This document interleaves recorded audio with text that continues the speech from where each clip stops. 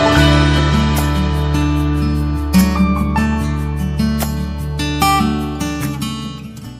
Back to my channel study by Jay guys. तो guys आज की जो वीडियो होने वाली है वो है आपकी एनसीईआरटी गणित कक्षा 10 एक्सरसाइज 1.2 गाइस। आज हम इसको पढ़ेंगे गाइस। इसमें आपका क्वेश्चन नंबर चलेगा 4, जैसे आपको पता है पिछली इससे लास्ट वीडियो में गाइस मैंने इसके सारे क्वेश्चन कंप्लीट करवा दिए गाइस। तो आज आपका चलेगा क्वेश्चन नंबर 4। इसमें आपका क्या कह रहा है गाइस, एचसीएफ 306,657 बराबर 9 दिया है, एलसीएम 306,657 ज्ञात कीजिए गाइस। इसमें हम आपको क्वेश्चन 5 भी मैं आपको इसमें ही करके बताऊंगा गाइस, ठीक है। तो चलते हैं क्वेश्चन तरफ गाइस अपने। इसमें क्या करा गाइस, इसमें कह रहा है कि एचसीएफ दे रखा है, क्या पहले लिख देते हैं गाइस क्या दिया है, पहले क्या लिखते हैं गाइस, लिख लेते हैं क्या दिया है गाइस, क्या दिया है, एचसीएफ 306,657 बराबर 9। कहने का मतलब यह है कि 306 और 657 का में से कितना है, एचसीएफ कितना है, 9 है। क्या 9 उसने दिया है क्वेश्चन में, ठीक है। तो हम इससे निकलवा क्या रहा है, एलसीएम निकलवा रहा है किसका, 306 और 657 का हमें क्या निकालना है, एलसीएम निकालना है। तो पहले हम क्या करेंगे, देखो हमारे पास एचसीएफ तो दे रखा है, ठीक है, कोई दिक्कत नहीं है। एचसीएफ हमें दे रखा है तो हमें निकालना क्या है, हमें निकालना है क्या, एलसीएम हमें निकालना, क्या निकालना गाइस, हमें इसका एलसीएम हमको निकालना है, ठीक है। तो एलसीएम कैसे निकालेंगे वो मैं आपको बताता हूँ, ठीक है गाइस। एलसीएम कैसे निकालते हैं, तो पहले हम इसके नॉर्मल से फैक्टर कर लेते हैं। 306 के फैक्टर हम कर लेते हैं, 2 से काट देंगे गाइज। अगर लास्ट में सम संख्या तो 2 से ही कटेगी, ठीक है। 2 ही का ना 2 10 हो गया, 2 पंजे 10 और 2 तिया 6। अब कैसे कटेगा गाइज, आपका 17 नंबर कितने होते हैं, 100 मतलब 3 से काट लेते हैं, 3 पंजे 15 और 3 ही का ना 3 और 3 से काटेंगे 3 सत्तर 51, ठीक है गाइज, ये होगा इसके फैक्टर, ठीक है गाइज। तो यहाँ लिख देते हैं 306 बराबर कितना है गाइज, ये आपका 2 गुणा 3 गुणा 3 गुणा 17। अब क्या करते हैं, 657 के फैक्टर निकाल लेते हैं। तो कैसे निकलेंगे 657 के, देखो भाई 7 आ गया तो 2 से तो कटने वाला है नहीं, 3 से देखते हैं, अगर 3 से कट जाता है तो ठीक है। 3 से काटो भाई, 3 दूनी 6, 5 बचा, 5 करा 2 तो कितना होगा, 3 ही करना, 3 2 बचा हो गया 27, 3 नम 27। अब कैसे कटेगा भाई, 3 से कट जाएगा, तो 3 7 21, 3 तिया 9। अब कैसे कटेगा, अब तो 73 आ गया भाई। 73 किसके पहाड़े में आता है बताओ, मुझे तो लगता है 73 किसके पहाड़े में आता होगा, ठीक है। तो ये नहीं कटेगा भाई 73, ठीक है। 21 से भी नहीं कटेगा, 70 74 क्या 67 नहीं कटेगा सर ये, ठीक है। 3 दूनी से 3 से भी नहीं कट रहा, नहीं, ठीक है। तो ये आ गए आपके इसके 657 के फैक्टर आ गए, 3 गुणा के 73, ठीक है। अब इसमें हम निकाल लेते हैं क्या, एलसीएम, क्योंकि एचसीएफ तो हमारा निकला पड़ा है 9, ठीक है। एचसीएफ हमारा 9 निकला पड़ा है, देखो एचसीएफ 9 आ भी रहा है, देखो 3 3 का एक पेयर बनना है, ये वाला एक, ये वाला और एक ये वाला, तो 3 तिया 9, तो प्रैक्टिकली 9 आ भी रहा है एचसीएफ। हमें निकालना क्या, एलसीएम। तो 2 गुणा 3 का एक पेयर बनना है तो एक ही 3 ठालेंगे, 3 का एक पेयर ये बनना तो एक 3 इसका ठालेंगे गाइस, ठीक है। जब पेयर बनती है तो हम एक ही चीज़ को लेते हैं।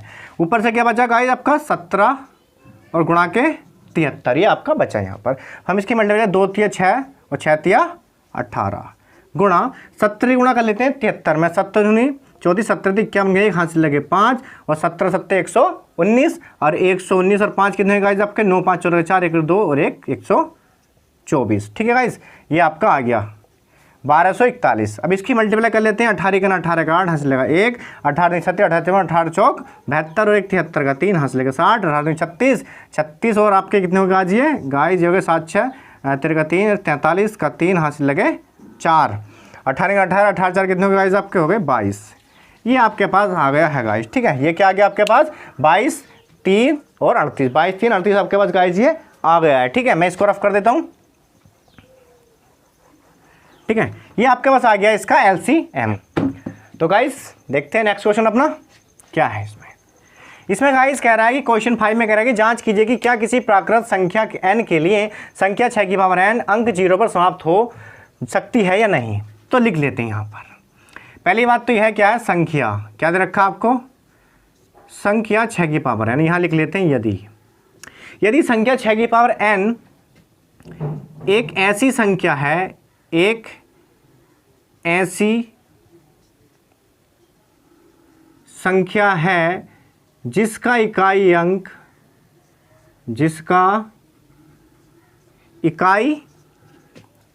अंक क्या है, 0 हो, जिसका इकाई अंक क्या होगा गाइस 0 हो। उन्होंने कहा कि जांच कीजिए कि क्या किसी प्राकृत संख्या n के लिए संख्या 6 की पावर n अंक 0 पर समाप्त हो सकती है या नहीं। इसका मतलब 6 की पावर n का जो अंक है वो 0 होने चाहिए, कि इकाई अंक क्या होना चाहिए 0 होना चाहिए। तो हमने कहा यदि संख्या 6 की पावर n एक ऐसी संख्या है जिसका इकाई अंक 0 हो, भाई 0 होगा तभी तो ये इसके फैक्टर होंगे, ठीक है। तो मैं लिख लेता हूँ यहाँ पर क्या, भाई 6 की पावर n बराबर 2 गुणा के 3 की पावर n, 2 3 6 आना तो वही है। तो कहने का मतलब कि 6 के सम फैक्टर कितने होंगे, 6 की पावर n के अभाज्य गुणनखंड, अभाज्य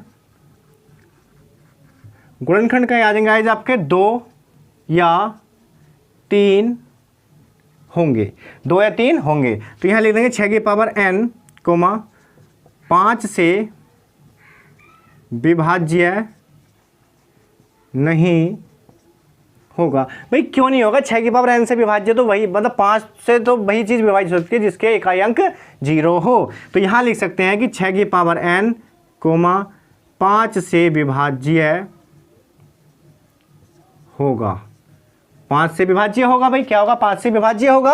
अगर इकाई अंक 0 होगा तो 5 से विभाज्य होगा, अदरवाइज जब हमने इसके फैक्टर करे हैं तो 2 या 3 इसके फैक्टर आए हैं। तो इसका मतलब है कि 6 के अभाज्य गुणनखंड कितने होंगे, 2 या 3 हो सकते हैं। और 6 की पावर n 5 से विभाज्य नहीं होगा क्योंकि इसका इकाई अंक 0 नहीं है। तो हमसे क्या पूछ रहा है कि संख्या 6 की पावर n अंक 0 पर समाप्त हो सकती है या नहीं। तो सिंपली हम लिख सकते हैं कि 6 की पावर n संख्या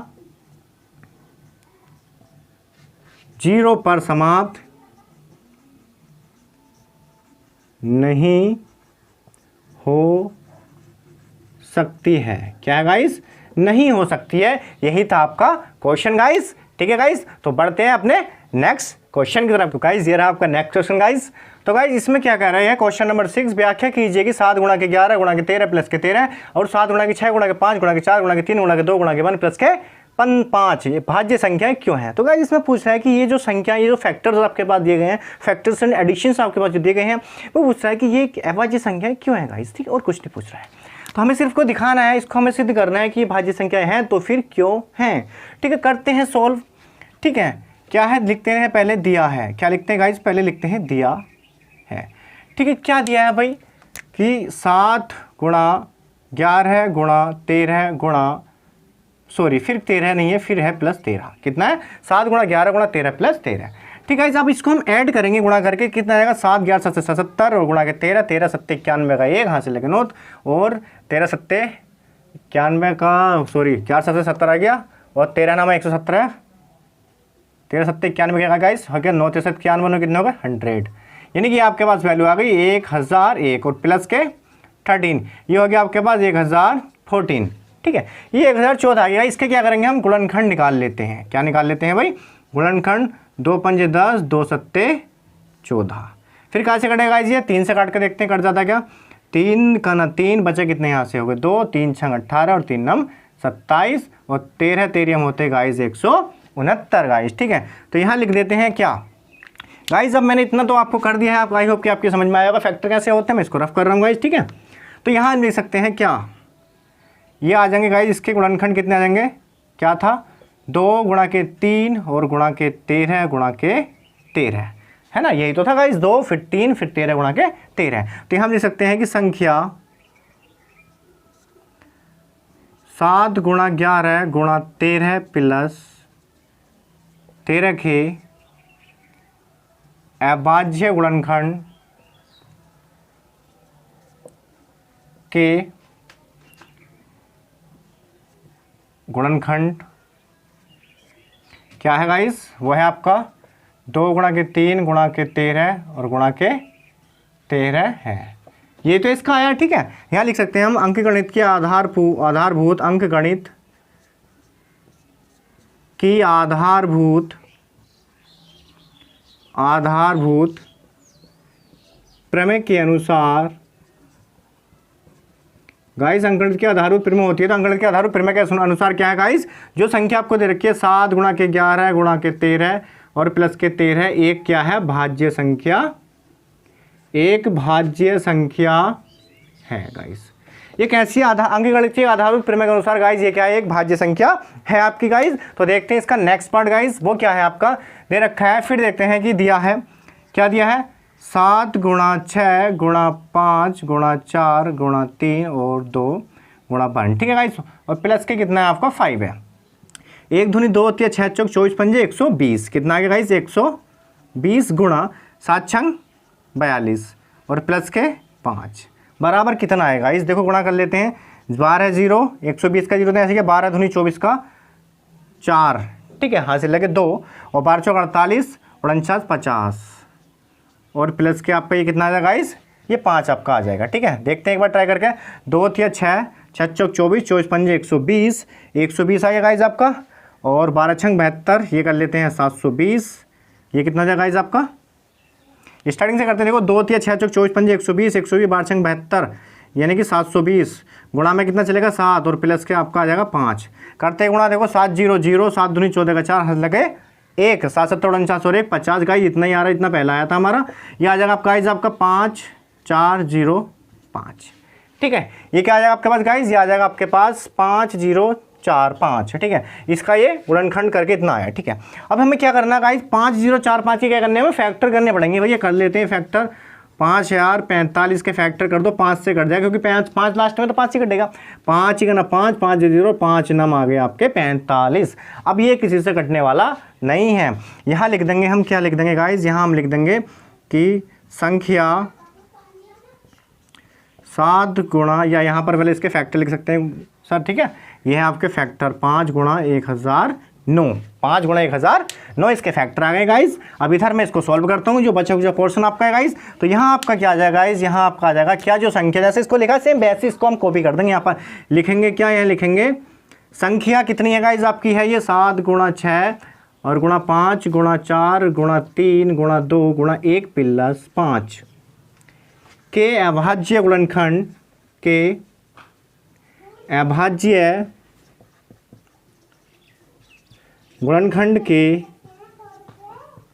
गुणनखंड, अभाज्य गुणनखंड की गुणनखंड निकाले हमने, क्या है भाई, वो है 5 गुणा 1009, 5 गुणा 1009 है।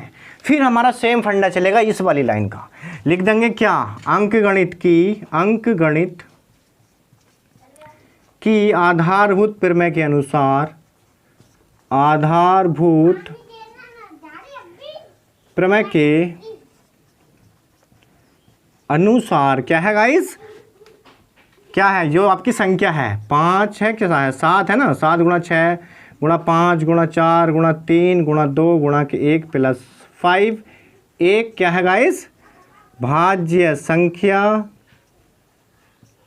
कैसी है गाइस, एक भाज्य संख्या, ठीक है गाइस। तो ये था आपका आज का क्वेश्चन गाइस। तो चलते हैं अपने नेक्स्ट क्वेश्चन की तरफ गाइस। तो गाइस ये रहा आपका नेक्स्ट क्वेश्चन गाइस, यह है गाइस इसमें क्वेश्चन नंबर 7 जो आपके एक्सरसाइज का लास्ट क्वेश्चन है गाइस। इसमें क्या कह रहा है, इसमें कह रहा है कि किसी खेल के मैदान के चारों ओर एक वृत्ताकार पथ है। कोई खेल का मैदान है जो क्या एक सर्कुलर है, मतलब एक गोल टाइप का है, गोला टाइप का है, ठीक है, सर्कुलर है। इस मैदान का एक चक्कर लगाने में सोनिया को 18 मिनट लगते हैं। सोनिया कोई लड़की है और वो इसका एक चक्कर लगा रही है, राउंड लगा रही है, इसका पूरा राउंड लगाने में क्या है 18 मिनट का समय लगता है, ठीक है। जबकि रवि को 12 मिनट लगते हैं। उसी ग्राउंड का चक्कर लगाने में रवि को 12 मिनट लगते हैं और सोनिया को 18 मिनट लगते हैं। कहने का मतलब कि 6 मिनट का डिफरेंस है दोनों के बीच में, ठीक है। मतलब वो 18 मिनट में घूमती है, एक चक्कर लगाती है, राउंड करती है, और वो 12 मिनट में कर देता है। दोनों के बीच में डिस्टेंस, मतलब जो टाइम का डिस्टेंस है वो कितना है, वो है 6 मिनट का, ठीक है। तो वे दोनों एक स्थान और एक ही समय पर चलना प्रारंभ करते हैं। वे दोनों उसी स्थान से एक ही समय पर एक ही दिशा में चलना आरंभ करते हैं। तो वो कह रहे हैं कितने समय बाद वे पुनः प्रारंभिक स्थान पर मिलेंगे। मतलब एक स्थान से चलना स्टार्ट करते हैं, एक ही दिशा में चलते हैं, तो वो कह रहे हैं कि कितने देर के बाद वे दोनों एक स्थान में उसी स्थान पर मतलब मिल जाएंगे जहां से उन्होंने चलना स्टार्ट किया था। तो गाइस क्वेश्चन क्या है, लेंदी है, थोड़ा बड़ा कर दिया है, कुछ नहीं, एग्जाम में डराने के लिए ऐसा क्वेश्चन दे देता है, लेकिन क्वेश्चन में कुछ नहीं है, लेकिन लल्लन टॉप सवाल है, एकदम 1 मिनट में उड़ जाएगा पूरा सवाल, ठीक है। तो कुछ नहीं करना होता गाइस, ऐसे उसमें क्या करते हैं, हम लिख लेते हैं सोनिया को लगा समय, क्या लिख लेते हैं, सोनिया को लगा समय, या सोनिया द्वारा लगा समय बराबर कितना है गाइस 18 मिनट। कितना है बच्चों, 18 मिनट है, ठीक है। और रवि द्वारा कितना है, रवि द्वारा लगा समय कितना है आपका 12 मिनट। अब जब बात आ गई एक स्थान से चले थे और एक स्थान में दोबारा मिलना है, तो क्या करते हैं, ऐसे में मैच से निकाल लेते हैं, HCF निकाल लेते हैं। तो क्या करते हैं 18 और 12 का HCF लेने पर, 18, 12 का HCF लेने पर तो यहाँ 18 लिख देते हैं, यहाँ लिख देते हैं 12। 18 के फैक्टर कितने, 2 तिया 6 और 6 तिया 18 और 2 दूनी 4 और 4 तिया 12। तो गाइस एचसीएफ से काम नहीं चलेगा, इसमें क्या लेना पड़ेगा, हमें एलसीएम लेना पड़ेगा। क्या लेना पड़ेगा इसमें, एलसीएम लेना पड़ेगा भाई, एलसीएम लेना पड़ेगा। दोनों का एवरेज निकल के आएगा ना, ठीक है, कि कितने समय बाद दोनों मिल रहे हैं, कितने समय बाद दोनों मिल रहे हैं, तो एवरेज निकल के आएगा। मतलब एवरेज कैसे निकलेगा, एलसीएम से निकलता है, ठीक है। तो क्या आ जाएगा, ये 2 का पेयर बन गया है एक, तो ये आ गया आपका 2 गुणा ये 3 का पेयर बनना आपका गाइस, आ गया 3 गुणा के कितना आ जाएगा गाइस आपका, फिर 3 और गुणा के 2, तो 2 तिया 6 और 6 तिया 18, 18 दूनी 36, यानी कि 36 मिनट के बाद वे पुनः प्रारंभिक स्थान पर क्या होगा गाइस, मिलेंगे। कहने का मतलब है कि हमने निकाल लिया इसका एलसीएम और एलसीएम निकाल के हमारे पास आ गया 36 मिनट्स। कहने का मीन्स ये है कि 36 मिनट के बाद वे दोनों उस प्रारंभिक स्थान पर मिलेंगे गाइस। तो गाइस आज के लिए इतना ही।